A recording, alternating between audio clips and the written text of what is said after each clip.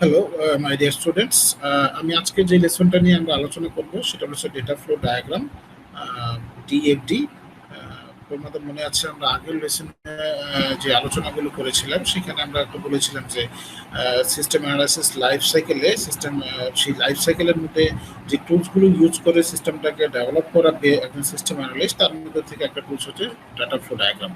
তো সেই data flow ডায়াগ্রামটা দিয়ে আমরা কিভাবে কাজ করবো সেটা আমরা দেখতেছি। প্রথমে আমরা জেনে নিই যে সিস্টেম ডাটা ফ্লো ডায়াগ্রামটা আসলে কি, সেটা কিভাবে আমাদের ইউজ করবে, কিভাবে একজন ডেভেলপার এটাকে কাজ করবে, ডেভেলপমেন্ট হিসাবে এটাকে কেমনভাবে ইউজ করবে, মানে গুড ডিজাইনটা কি এবং লেভেলিংটা কিভাবে কাজ করে, এবং সেটাকে ফিজিক্যাল এবং ডাটা লজিক্যাল ডিএফটিটা কি এবং সেটাকে কিভাবে টুলস হিসেবে কাজ করে, সেই জিনিসগুলো আমরা একটার পর একটা ডাটা ফ্লো ডায়াগ্রামের ডিটেলস আমরা যখন করবো। তো ডেটা ফ্লো ডায়াগ্রাম যদি আমি এক কথায় বলা হয় সেটাকে বলা represent how data object are transform at the move through the system. অথবা আমি উপরের ডেফিনেশনটা দেখি, data flow diagram is the diagrammatic form that is used. মানে হচ্ছে আমরা কোনো একটা সিস্টেমের এক জায়গা থেকে আরেকটা জায়গায়, একটা সিস্টেমের কিছু একটা পার্ট থেকে ইনপুট, একটা পার্ট থেকে প্রসেস, একটা পার্ট থেকে আউটপুট। তো কোন জায়গা থেকে সিস্টেমগুলোকে ইনপুট নেওয়া হবে এবং কোন জায়গা থেকে সিস্টেমের আউটপুটও দেওয়া হবে, মানে কোন কোন জায়গায় প্রসেসগুলো হবে, কোন কোন জায়গা থেকে সিস্টেমের আবার ইনপুটগুলো আসবে, মানে ওভারঅল একটা ডায়াগ্রাম সিস্টেমটার কোন কোন জায়গা থেকে আমার আসলে অ্যাক্টিভিটিসগুলো কমপ্লিট করা হবে সেটাকে একটা, যেটাই এখানে বলে দেওয়া হচ্ছে যে ডেটা ফ্লো ডায়াগ্রাম যে ডায়াগ্রামেটিক ফর্ম দ্যাট ইজ ইউজ, মানে একটা ডায়াগ্রাম, একটা ওভারঅল একটা স্ট্রাকচার, একটা ডায়াগ্রাম, সেটা একটা মডেল দিয়ে তৈরি করা হয়, যেটাতে আমরা বলতে পারবো যে ওভারভিউটা কোন জায়গা থেকে কোন জায়গায় ডেটা ফ্লোটা হচ্ছে এক্স্যাক্টলি। তো সেটাকে যেন একটা এক্সাম্পল আকারে এখানে দেখি যে এইটি computer system is the information transform from কি ইনপুট টু আউটপুট। মানে মাঝখানে আমরা একটা প্রসেস বা চিন্তা করি যে একটা কম্পিউটার একটা কোনো একটা প্রসেসিং এর কাজ করতেছে, বাট একটা মানে ইনপুট থেকে নিয়ে কাজ করে দেন আমাকে আউটপুট দেয়। তারপর এটাও কিন্তু একটা ফ্লো, মানে সেটাকে ডেটা ফ্লোটা সিস্টেমটা নিলাম, কাজ করলাম এবং সেটাকে আমি একটা আউটপুট দিলাম। তো এই আমরা যে ডাটা ফ্লো ডায়াগ্রামটা ডিজাইনগুলো করবো, সেই ডাটা ফ্লো ডায়াগ্রামগুলোর জন্য আমাদের কিছু মানে কনসেপ্ট আমরা আগে থেকে একটু ডেফিনেশনগুলো একটু দেখে নিই যে এক্সটার্নাল এন্টিটি সেটা কি, আর প্রসেসটা কি এবং ডেটা স্টোরটা কি। তো এক্সটার্নাল এন্টিটি বলতে আমি যদি জাস্ট এই জায়গায় যদি চিন্তা করি, এই জায়গায় আমার এটাকে আমি একটা সিস্টেম চিন্তা করি বা একটা প্রসেস চিন্তা করি, সেই প্রসেস চিন্তা করার আগে এটা হবে আমার একটা এক্সটার্নাল এন্টিটি, এটাও একটা এক্সটার্নাল এন্টিটি। তার মানে এইটা সিস্টেমের বাইরে থেকে আমার আসবে, এটা প্রসেস করে যেটা আবার সিস্টেমের আউটপুটে যাবে এবং সেটাও আমি সিস্টেমটাকে এক্সটার্নাল এন্টিটি বলছি। আর এই প্রসেসটা করার সময় এখানে আমার আরেকটা পার্ট থাকবে, সেটা হলো যে কোনো একটা সময় আমি এই জায়গায় ডাটাবেস থেকে নিয়ে কাজ করবো, অথবা ডাটাবেসের কাজ করার পর আবার ডাটাবেসের সেট রাখবো। তার মানে সেটাকে আমি এখানে ডেটা স্টোর চিন্তা করতেছি। আর এক্সটার্নাল বলতে বোঝানো হচ্ছে যে from which data flow and the word the data results terminate, মানে যেখান থেকে ডেটাটা আমি নিবো এবং যেখান থেকে আউটপুটটা নিবো সেটাকে আমি বলতেছি এক্সটার্নাল এন্টিটি। আর যেটা প্রসেস বলা হচ্ছে যেটা ডেটাটাকে প্রসেস করা হবে, মানে ডেটা ফ্লোটাকে ট্রান্সফর্ম করে আউটপুটে দেওয়া হবে। আর ডেটা স্টোর যেটা বোঝানো হচ্ছে যেটার মধ্যে থেকে আমি ডেটাগুলোকে রিড করবো অথবা ডেটাগুলোকে রাইট করার জন্য কাজ করবো, সেটাকে আমরা বলবো ডেটা স্টোর। তো সেগুলোকে বিভিন্ন রকমের নোটেশনের মাধ্যমে বা সিম্বলের মাধ্যমে রিপ্রেজেন্ট যদি করা হয়, এই সিম্বলটাকে আমি এক্সটার্নাল এন্ট্রি হিসেবে চিন্তা করছি, সার্কেলটাকে চিন্তা করছি প্রসেস আকারে, অ্যারোটাকে আমি ডেটা ফ্লোর মাধ্যমে, আর এই যে ডাবল রেক্টাঙ্গুলার ডাটা লাইন সেটাকে আমি বলছি ডেটা স্টোরেজ। মানে হচ্ছে সিস্টেমে যখন ডেটাগুলোকে আমি ইনপুট আউটপুট নেওয়া হবো, তাহলে এই রেক্টাঙ্গুলার মাধ্যমে এই সিস্টেমে ইনপুট আউটপুট নিব। আমি প্রসেসের মাধ্যমে প্রসেস যখন করবো সেটাকে আমি বলবো সার্কুলার মাধ্যমে। আর যখন সিস্টেমের ডেটা ফ্লো বা ডেটা ফ্লো ইন অথবা ডেটা ফ্লো আউট যখন হবে, এটাকে আমি এরোর মাধ্যমে রিপ্রেজেন্ট করবো। এবং সিস্টেমের ভিতরে যখন একটা প্রসেস থেকে আরেকটা প্রসেস অথবা একটা এক্সটার্নাল এন্টিটি থেকে বা এন্টিটি থেকে সিস্টেমের সাথে কানেকশনের যে কাজগুলোর জন্য আমি এই ডেটা ফ্লোটা ইউজ করবো। আর পরেরটা হচ্ছে যে সিস্টেমের ভিতর থেকে প্রসেস করে সেটাকে ডেটাবেজের মধ্যে বা ডেটা স্টোরের ভিতরে ডাটাকে স্টোর করবো এবং সেটাকে বের করবো, এটা হলো ডেটা স্টোরের এই সিম্বলের মাধ্যমে। ওকে, এখন আমি একটু দেখি যে এক্সটার্নাল এন্টিটিগুলো কি কি। এক্সটার্নাল এন্টিটিগুলো একটা পার্সন, একটা ডিভাইস অথবা একটা সেন্সর, যেটা কি সিস্টেমের ডেটাগুলোকে ইনপুট হিসেবে অথবা সিস্টেমের আউটপুট হিসেবে কাজ করবে। যে সিস্টেমের ভিতরে ডেটাটা কে দিবে ইনপুটটা, এটাতে আমি যে বলি সেটাকে একটা পার্সন দেবে, অথবা কোনো একটা ডিভাইসের মাধ্যমে নেবে, অথবা কোনো একটা সিস্টেমের সেন্সর থেকে ডাটাগুলোকে ইনপুট নেওয়া হবে। তো সেটাকে আমি এখানে এক্সটার্নাল এন্টিটি সেটাকে রিপ্রেজেন্ট করছি। আর প্রসেসটা হচ্ছে যেটা আসলে ক্যালকুলেশনের যে পার্টটা, প্রসেসিং এর কাজটা, সেটাকে আমরা এখানে বলতেছি data transform, change input to output, মানে একটা মাঝখানে একটা প্রসেসিং হবে, সেটা তারপর আমি আউট করে দেবো। সেটা এই মধ্যে compute tax, determination area, format report অথবা ডিসপ্লে, মানে কাইন্ড অফ একটা এক্সিকিউশনের একটা পার্ট হবে বা প্রসেসিং হবে, সেটাই বেসড অন ইনপুট এবং দেন এটাকে ট্রান্সফর্ম করবে কি একটা আউটপুটের মধ্যে। মাঝখানের পার্টটাকে আমরা এখানে প্রসেস হিসেবে ধরছি।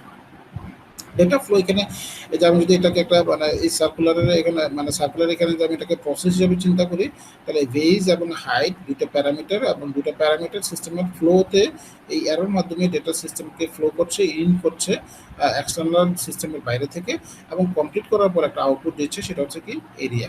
তার মানে এই যে রেক্ট্যাঙ্গুলার লাইনগুলো দিয়ে বোঝানো হচ্ছে সেটাকে আমরা বলছি ডেটা, সরি অ্যারোর মাধ্যমে আমি সেটাকে সিস্টেমের আউটপুটের মাধ্যমে রিপ্রেজেন্ট করছি অথবা সিস্টেমের ইনপুট করছি, সেটাকে আমি কিসের মাধ্যমে, ডেটা ফ্লোর মাধ্যমে। আর কমপ্লিট করে যখন আমি ডাটাটাকে সিস্টেমের ভিতরে স্টোর করব অথবা সিস্টেমের থেকে আমি রিড করব, সেটাকে আমরা বলতেছি ডেটা স্টোর। মানে আমার প্রসেসের সাথে কানেকশনই থাকবে সেই ডেটা স্টোরটা। প্রসেস কমপ্লিট করা হয়ে গেল সেটা আমি ডেটাবেসে রাখবো, অথবা প্রসেস করার জন্য ডেটাবেস থেকে আমি রিড করব, সেটাকে আমি বলবো ডেটা স্টোর। এই জন্য এটাকে ডাবল লাইন হিসেবে আমি এখানে ইউজ করছি, এটাকে ডেটা স্টোর হিসেবে। ওকে, তার আগে আমরা যখন ডেটা ফ্লো ডায়াগ্রাম ডিজাইন করব, তো সেটার আগে আমরা কিছু বেসিক কিছু রুলস অথবা টিপস আমরা জেনে নিই। প্রথমে যেটা বলছে যে each rule should have at least one input and output. মানে যত যেখানে একটা প্রসেস কাজ করুক না কেন, অ্যাটলিস্ট একটা ইনপুট থাকবে এবং অ্যাটলিস্ট একটা আউটপুট থাকবে। বিকজ একটা সিস্টেমের ভিতরে প্রসেস ইনপুট দিচ্ছি, কোনো না কোনো একটা প্যারামিটারের উপর বেস করে তো সিস্টেমটা কাজ করবে, তো সেটাই হচ্ছে সিস্টেমের ইনপুট, এবং কমপ্লিট করার পরে কোনো না কোনো একটা আউটপুট আমরা দেখতে পাবো, সেটাই হচ্ছে অ্যাটলিস্ট একটা আউটপুট।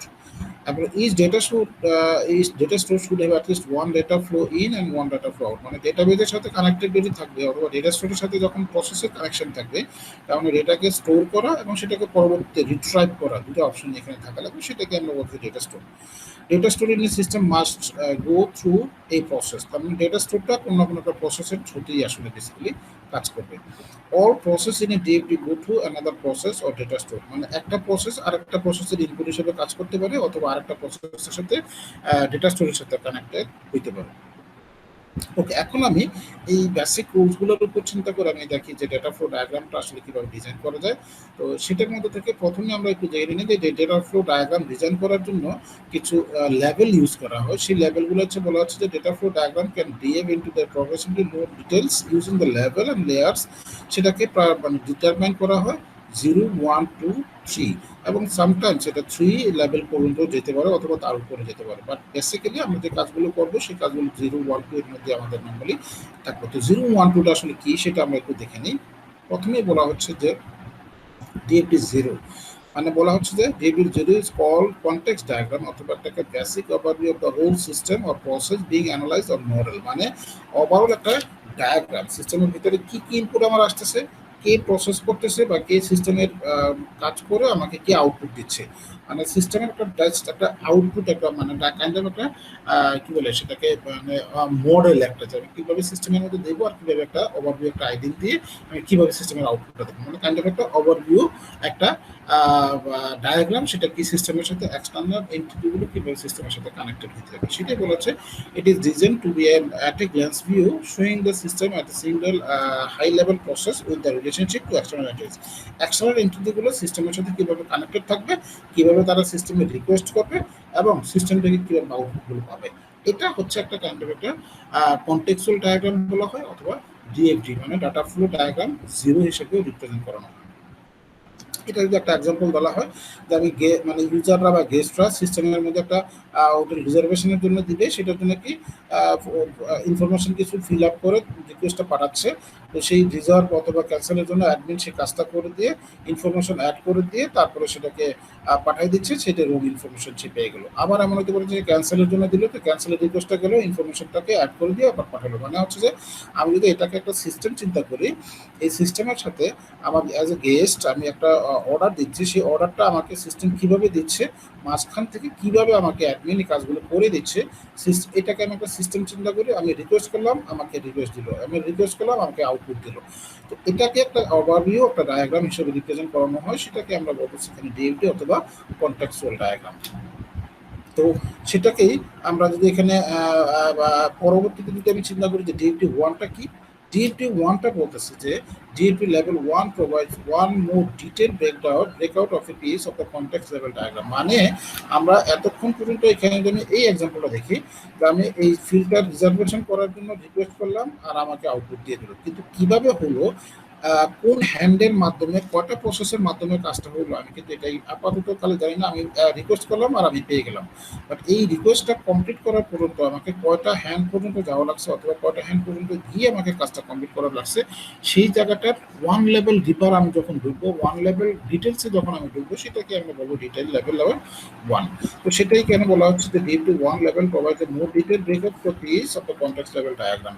মানে আমি এক লেভেল ডায়াগ্রাম পর্যন্ত আমি সেটাকে সেটাই বলতেছে যে গেস্ট কি করতেছে, রিজার্ভেশনের জন্য আমার কি কি কাজগুলো করা হয়েছিল সেই কাজগুলো আমি দেখতেছি। আমি আগের সিস্টেমে ডায়াগ্রাম DFT 1-এ দেখেছিলাম কি গেস্ট রিকোয়েস্ট করছে আর প্রসেস করে আমরাকে সিস্টেম থেকে দিয়েছি। এখন আমি গেস্ট যে রিকোয়েস্টটা দিলাম এই রিজার্ভেশন রিলেটেড কতগুলো কাজ কমপ্লিট করে তারপর আমাকে ফিডব্যাকটা দিয়েছে।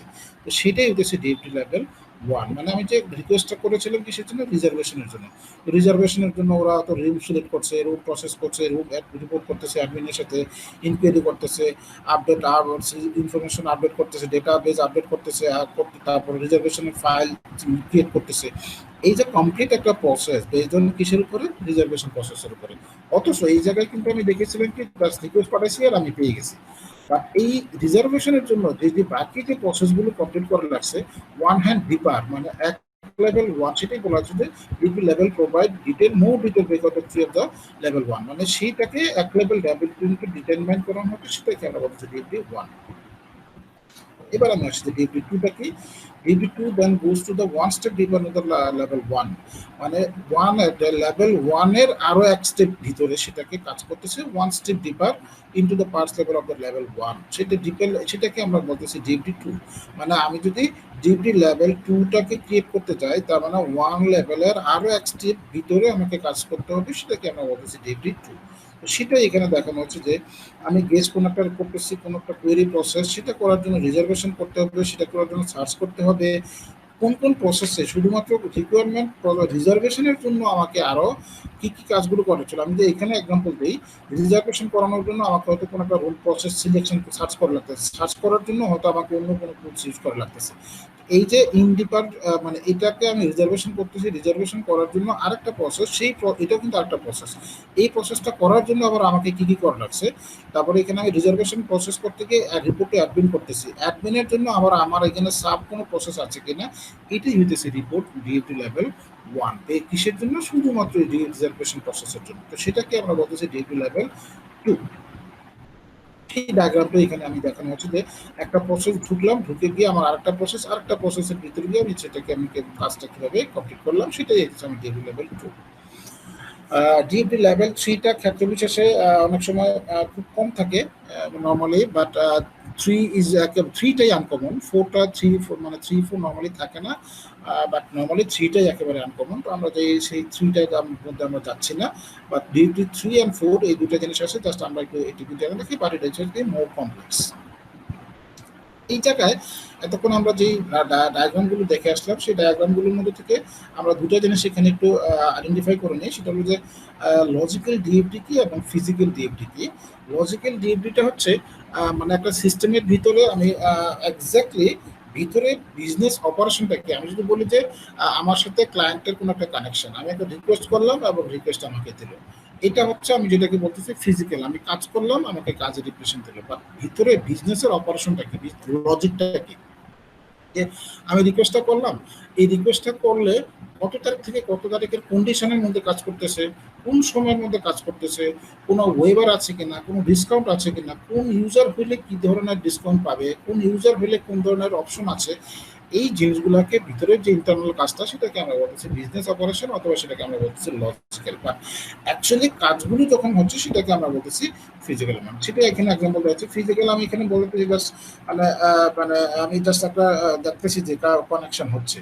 লজিক্যাল হচ্ছে এটার ভিতরে কি ধরনের অর্ডার দেওয়া হচ্ছে, কোন ধরনের অর্ডার দেওয়া হচ্ছে, কি ধরনের ইউজারের জন্য, সেটা আমি একটু সেটাকে বলি, সেটাকে আমি বলতেছি লজিক্যাল। সেটা বলেছে physical ডিএফডি space the flow of the physical documentation, মানে জাস্ট কানেকশনটা কোন জায়গা থেকে আমি একটা ডাটা কি করলাম, প্রসেস মানে এক্সটার্নাল এন্টিটির মাধ্যমে কোনো একটা কাজ আমি কমপ্লিট করলাম। আর ডিএফডিটা বলতেছে focus on the flow business term. Term মানে হচ্ছে আমি সাপোজ এটা যদি গেস্ট হয়, তারপর নর্মাল কাস্টমার হয়, সেক্ষেত্রে কোন কাস্টমারের ক্ষেত্রে কোন ধরনের রিকোয়েস্ট হইলে কোন ধরনের ডিসকাউন্ট পাইতে পারে, বিজনেস পলিসি, সেই বিজনেস পলিসিটাই হচ্ছে লজিক্যাল ডায়াগ্রাম। আর আমি যদি বলি জাস্ট একটা নর্মাল কানেকশন দেখানো হচ্ছে, সেটা হচ্ছে একটা থেকে আরেকটা থেকে কাজটা কমপ্লিট করেছে, সেটাকে আমরা বলতেছি ফিজিক্যাল ডিএফডি। এখানে আমার কয়েকটা ডিএফডি ওয়ান আমি ডিজাইন করে রাখছি। সবগুলো ডিএফডি ওয়ান তো আমরা জাস্ট জানি যে ডিএফডি 1.0 বলতে জাস্ট একটা সিস্টেম থেকে আরেকটা সিস্টেমের কানেকশন হয়ে আমি সিস্টেমের আউটপুট দিচ্ছি। আর ডিএফডি ওয়ান এর এখানে কয়েকটা এক্সাম্পল আমি দেখি। এখানে এক্সাম্পলগুলো দেখুন কি বলেছে। আমি এক্সাম্পল একটা বলি, the advertisement is issued giving essential qualification for the the last date for the receipt application and the fee to be included the application. A clerk in the register office check the receipt application to see if the mark sheet and the fees are enclosed and send the valid application to the concerned academic department. The department check the application in detail and decide the application to be admitted, those to be the voting in the voting list and those that rejected. Appropriate letters are sent to the register office. আমি যদি এখানে একটা এই সিনারিওটাকে আর একটু describe করি, যে স্টুডেন্টরা বিভিন্ন ডিপার্টমেন্টে ভর্তির জন্য আবেদন করেছে সাপোজ, তো সেই আবেদনটা করবে কাকে, অ্যাপ্লিকেশন থ্রুতে অ্যাপ্লাই করবে এবং সেটা সাথে রেজিস্ট্রেশন বাবদ একটা ফি দেওয়া লাগবে এবং সাথে আদার্স ডকুমেন্টগুলো দিয়ে অ্যাপ্লাই করা লাগবে। কাকে অ্যাপ্লাই করা লাগবে? রেজিস্টার অফিসে। তারপরে এটাই বলা হচ্ছে যে অ্যাপ্লিকেন্টসগুলো যখন অ্যাপ্লাই করবে তার সাথে কি করবে, আমি এখানে একটা প্রসেস, তো সেই প্রসেসটা কি, সেই অ্যাপ্লিকেন্টস মানে অ্যাপ্লিকেন্টরা অ্যাপ্লাই করবে অ্যাপ্লিকেশনের থ্রুতে, সেখানে আমি একটা চেকিং করবো রিকোয়ারমেন্টসগুলো কি কি থাকবে, যে কারা কারা মার্কশিট দিয়েছে আর কারা কারা মানে রেজিস্ট্রেশন ফি দিচ্ছে। তো সেটাই আমি একটা লিস্ট করে ফেলবো ডেটাবেজে বা ডেটা স্টোরে, সেটা বলা যায় মার্কশিট এবং অ্যাডমিশন ফি। আর বাকিরা এই দুটো জিনিস যারা না দিছে তাদের লিস্টগুলো আমি এখানে বাদ করে দেবো। তো এটাকে আমরা আপাতত এখানে বলতেছি ভ্যালিড অ্যাপ্লিকেশন। তো এই ভ্যালিড অ্যাপ্লিকেশনগুলো তখন পাঠিয়ে দেবে কাকে, ডিপার্টমেন্টে। তার মানে আরেকটা প্রসেস করার জন্য এটার এই লিস্টটা বা একটা সিস্টেমের এখানে একটা প্রসেসের ডেটাগুলো আরেকটা প্রসেসের জন্য ইনপুট হিসেবে এখানে কাজ করতেছে। এই ডেটার এক্সটার্নাল ইনপুটগুলো এই লিস্টটা আমি কার কাছে চলে আসছে, ডিপার্টমেন্টের কাছে চলে আসছে। ডিপার্টমেন্ট এখানে ওই রিকোয়ারমেন্টসগুলোর উপর বেসিস করে 3 রকমের লিস্ট করবে, সেটা কি অ্যাডমিশন লিস্ট, কারো ওয়েটিং লিস্ট এবং রিজেক্টেড লিস্ট। এই লিস্টগুলো ডেটাবেজে একটা লিস্ট ডিপার্টমেন্ট রাখবে এবং এই লিস্টটা পাঠিয়ে দেবে কোথায়, register office. That's it, this is called DFD 1। মানে আমার একটা কমপ্লিট হওয়ার আগ পর্যন্ত প্রসেসটা আসলে কোন জায়গা থেকে চলে এখানে সেটা প্রসেসটা হওয়ার জন্য আমি আরেক লেভেল প্রসেসের ভিতরে ঢুকলাম, সেটাই আমরা এখানে ডিএফডি 1। একটা এক্সাম্পল এখানে যে এক্সাম্পলটার কথা সিনারিওটা বলে দেওয়া হচ্ছে যে একটা ম্যাগাজিন কোম্পানি মান্থলি প্রতি মাসে তার একটা সিনারিও এরকম বলেছে, প্রতি মাসে যখন সে একটা মান্থলি একটা ম্যাগাজিন নিবে, সেই ম্যাগাজিনের জন্য প্রতি বছরের সাবস্ক্রিপশন ফিটা আবার একসাথে দিয়ে দেওয়া লাগে। সেটা বলেছে magazine publishes monthly and send by the post subscriber 2 months before the expiry subscription. Reminder is sent the subscription. If the subscription is not received within a month, another reminder is sent. If renewal subscription is not received up to 2 weeks before the expiry of the subscription, the subscriber name is removed from the mailing list and the subscription informed. আমি যেখানে একটা এক্সাম্পলটা একটু details আমি একটা চিন্তা করি, এই যে ম্যাগাজিন কোম্পানি প্রতি বছরের লাস্ট 2 মান্থের আগে চেক করে ফেলে যে পরবর্তী বছরের জন্য কারা কারা আসলে সাবস্ক্রাইব করবে। তো তাদেরকে একটা লিস্ট থেকে তাদের যারা এই কারেন্ট ইয়ারে যারা আছে তাদের একটা লিস্ট করে সেই লিস্টগুলো থেকে তাদেরকে একটা রিমাইন্ডার পাঠানো হয় যে পরের বছর সাবস্ক্রিপশন ফিটা জমা দেওয়ার জন্য। তো যখনই পাঠায় সাবস্ক্রিপশন কিন্তু তখনই একটা লিস্ট থেকে কিন্তু পাঠানো হয়। তারপরে তার কিছুদিন পরে মানে মনে করো 1 মাস বলা হচ্ছে কি যে 2 months লেটার, এটা পাঠানো হয় 2 মাস আগে। এই subscription is not received a month, আর 1 মাস পরে আবার আরেকটা রিমাইন্ডার পাঠানো হয় এবং ওইখান থেকে ওই ডেটাগুলো থেকে চেক করে যে কারা কারা আসলে পে করছে বা এই 2 মাসের মধ্যে আর কারা কারা এখনো পে করে নাই, সেই লিস্টটাকে আপডেট করে ডেটাটা স্টোরটাকে আপডেট করে আবার একটা রিমাইন্ডার পাঠানো হয় সাবস্ক্রাইবারদের। আর তখন এই পাঠানোটা না হয় আবার লাস্টের দিকে 15 তারিখের আগে, মানে লাস্ট 15 দিনের আগে আবার একটা লাস্টে বলতেছে if renewal subscription is not receive up to 2 weeks before the expiry subscription, মানে 2 সপ্তাহ আগে আমি যদি সেটা বলি যে ডিসেম্বরের 2nd উইকে তাদেরকে আবার একটা রিমাইন্ডার পাঠানো হয় এবং সেই রিমাইন্ডারের ভিতরে বলা হচ্ছে যে subscription name is remove from the mailing list and the subscription is informed. ওই 15 তারিখের মধ্যে যারা যারা না দিছে তাদের এই লিস্টটা থেকে তাদেরকে একটা মেইল পাঠানো হয় এবং তাদেরকে একটা মেইল থেকে ইনফর্ম করানো হয় যে তার নামটা নেক্সট ইয়ারের সাবস্ক্রিপশন থেকে রিমুভ করানো হলো। তো সেই রিমাইন্ডারটা 3টা রিমাইন্ডার দেওয়া হলো, সেটাই বলছে একটা একটা প্রসেস কমপ্লিট করার জন্য আমি কাজটা করে যে এখানে ডিএফডি 1 হিসেবে লিখে দিন, আমার এখানে ডিএফডি 2 তে আর আসলে যাওয়া লাগতেছে না। তো এই একই ওয়েতে আমার আরো একটা এক্সাম্পল এখানে দেওয়া আছে, আর দুটো এক্সাম্পল দেওয়া আছে, আর লাস্টের দিকে আমি এখানে আরেকটা এক্সাম্পল দিই, তোমরা এই এক্সাম্পল গুলো একটু প্র্যাকটিস করবা। আর লাস্ট এই এইখানে লাস্ট যে এক্সাম্পলটা সেটা হচ্ছে একদম যদি আমি চিন্তা করি যে list of teacher with their exam class schedule is sent to the concerned teacher. He calculates the total teacher load using the practice of the department project supervised by the teacher and also send the register. He matched the class schedule and the projects and the calculate the total load per week for each teacher. The slip is used by DC to justify the total class load of each teacher and send to the respective teachers. The complete routine are the also generated. এখানে দেখো, এখানে academic concern department academic টিচারদের জন্য list of the টিচারকে পাঠানো হয়, সেখানে একটা টিচারদের আইডি লিস্ট তৈরি করানো হয়, তারপরে এখানে যদিটা সেটাকে তাদের টিচারদের মানে ম্যাচ করানো হয় ক্যালকুলেশন সবকিছু নিয়ে, তারপরে সেটা রেজিস্টার অফিসে পাঠানো হয়। তারপরে আবার একটা প্রসেস সেটা করে বিসি অফিসের একটা মানে সেটাকে আবার একটা মানে সিস্টেমের ইনপুট হিসেবে কাজ করছে, এক্সটার্নাল ইনপুট, তারপরে সেটাকে আবার আরেকটা প্রসেস করে দেন এটা রেসপেক্টিভ টিচারের কাছে চলে গেছে। তার মানে আমি যেই কথাগুলো এখানে বলে আসছিলাম যে আগের প্রসেসে একটা প্রসেসের সাথে আমার স্টোরগুলো কানেক্টেড এবং আরেকটা প্রসেসের কাজ করার মাঝখানে আমার একটা এখানে এন্টিটি হিসেবে কাজ করছে, সেটা আমি এই সিস্টেমের জন্য এটা আউটপুট, বাট এটার জন্য কিন্তু আবার এখানে ইনপুট হিসেবে কাজ করছে। একই এই ঠিক এই প্রসেসে আমাদের পুরো কমপ্লিটের একটা কাজগুলোকে আমরা দেখানো হচ্ছে একই ফ্লোতে। তো এই ছিল আমাদের আজকের এই লেসনের এতটুকু পর্যন্তই। আশা করি তোমরা এই লেসনটা ক্লিয়ার হবে। ইউজকে মানে যতগুলো ডাটা ফ্লো ডায়াগ্রামের এক্সাম্পল দেওয়া আছে, তো এগুলো যদি একের পর এক তোমরা প্র্যাকটিস করবে, না করলেও আমরা কিছু আরো দরকার আমি এক্সাম্পল কিছু দিব, সেই জিনিসগুলোকে তোমরা প্র্যাকটিস হিসেবে দেখতে পারবে। ধন্যবাদ সবাইকে, ভালো থেকো। আজকের মতো এতটুকুই, ধন্যবাদ।